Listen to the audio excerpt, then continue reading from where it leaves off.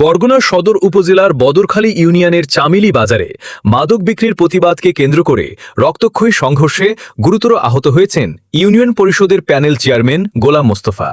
একই ঘটনায় গণপিটুনিতে নিহত হয়েছেন বরগুনার আলোচিত ব্যক্তি ইব্রাহিম হোসেন ওরফে কালু।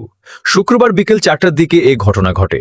স্থানীয়দের অভিযোগ, দীর্ঘদিন ধরে মাদক ব্যবসা, সন্ত্রাসী কর্মকাণ্ড এবং কিশোর গ্যাং পরিচালনার সঙ্গে জড়িত ছিলেন কালু। এসব কর্মকাণ্ডের প্রতিবাদ করায় প্যানেল চেয়ারম্যান গোলাম মোস্তফার ওপর ক্ষুব্ধ ছিলেন তিনি ও তার সহযোগীরা। প্রত্যক্ষদর্শীরা জানান, বিকেলে দেশীয় অস্ত্র নিয়ে গোলাম মোস্তফার ওপর হামলা চালিয়ে তাকে এলোপাতাড়ি কুপিয়ে গুরুতর জখম করা হয়।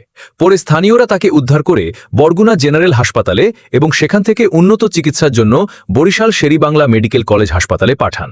তার অবস্থা আশঙ্কাজনক বলে জানা গেছে।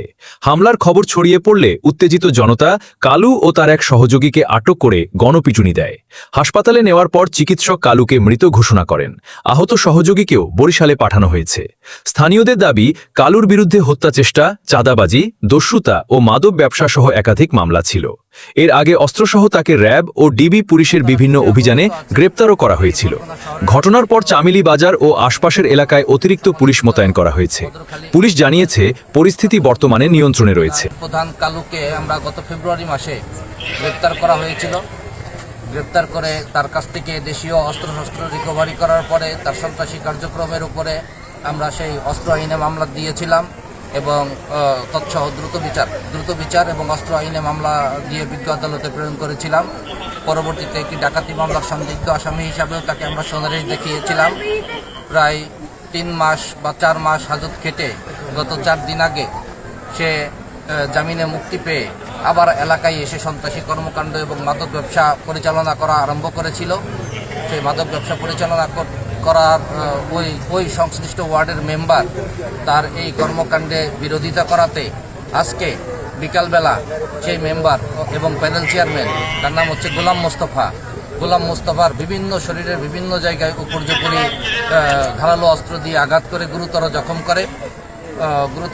করলে গোলাম মোস্তফাকে সদর হাসপাতালে চিকিৎসার জন্য নিয়ে আসলে সদর হাসপাতাল তাকে বরিশালে রেফার করে। তৎপ্রেক্ষিতে এলাকাবাসী উত্তেজিত জনতা সেই কালো বাহিনীর প্রধান ইব্রাহিম হোসেন কালুকে এবং তার সহযোগী তাওহিদকে গণপিটুনি দেয়।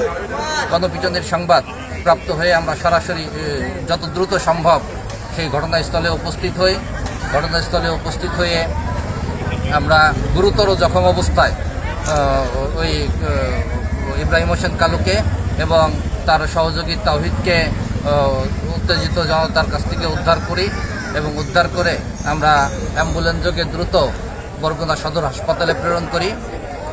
বরগুনা সদর হাসপাতালে আনার পরে কর্তব্যরত চিকিৎসক ইব্রাহিম হোসেন কালুকে প্রাথমিকভাবে মৃত ঘোষণা করেন এবং তাওহিদকে উন্নত চিকিৎসার জন্য বরিশাল শের-ই-বাংলা হাসপাতালে রেফার করেন। আমরা যদিও এখনো লিখিত কাগজ পাইনি, এটা ডাক্তারদের আনঅফিসিয়াল যে বক্তব্য, আমি সেটা আপনাদেরকে বললাম। কালুর নামে কয়টি মামলা চলমান ছিল, এরকম কোনো ধারণা আছে কিনা? তার নামে মাদক মামলা সহ বিভিন্ন ধরনের মামলা প্রায় 13-14টি, আমার এক্সাক্ট মনে নেই এই মুহূর্তে, দেখতে হবে। 13-14টি মামলা আছে, 14-15টি মামলা আছে আমার যতটুকু জানা। আর কিছু লাগে না। এই যে কালুকে গণপিটুনির দায়ে কাউকে গ্রেপ্তার বা আটক করা হয়েছে কিনা এই বিষয়ে? না, এখন পর্যন্ত আমাদের তদন্ত চলমান আছে, এখন পর্যন্ত কাউকে গ্রেপ্তার করা সম্ভব হয়নি। মুখবাই কই দিয়েছে